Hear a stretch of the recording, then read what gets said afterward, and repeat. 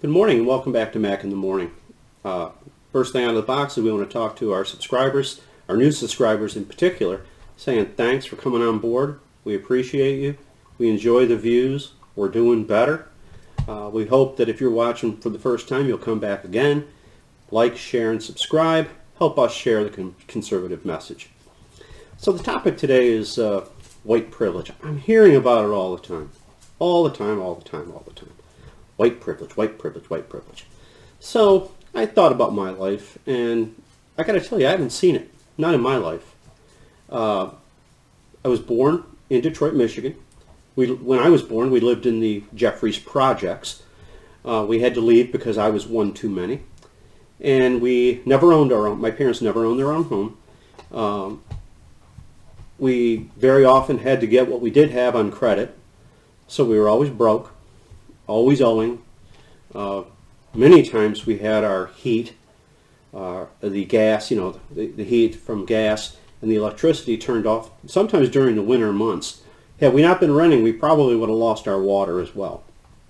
Back in those days, they cut your utilities off, not like there was no Project Thaw here in the state of Michigan, which is a good program.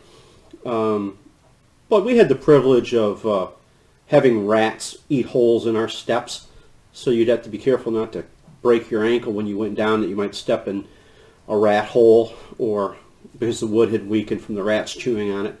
Well, you got the privilege of waking up in the middle of the night to get a drink, flipping on the light, and seeing 1,000 roaches scurry. I can remember at one point roaches were so bad that we had an electric clock. Everything's battery operated now, but back then you had electric clocks with cords. And so many roaches got in there for the heat that they literally stopped the clock. That was some of our privilege.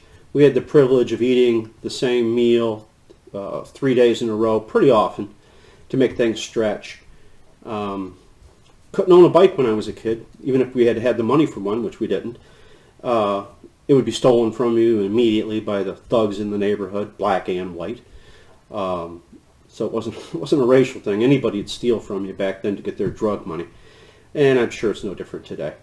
In fact, I'd tell you Detroit's probably better today than it was back then in a lot of ways. But this idea that this gives you privilege is absolute nonsense. It doesn't. My parents, I'm only second generation American. When my dad lived in a house in Detroit when he was a kid, the house caught on fire. It didn't burn down, but about half of it was wrecked. They had to live in that house. Now, of course, that wouldn't be allowed today, but that's what they had to do. There was no help. You lived on the generosity of strangers sometimes, and we helped other people where we could, and neighbors helped us sometimes. But this idea of privilege is just absolute nonsense. In fact, I would tell you, if anyone's got privilege in America today, it's minorities. They get set-asides. They go right to, they're first in line for everything. They get standards lowered for them to level the playing field, when for some of us it was never level.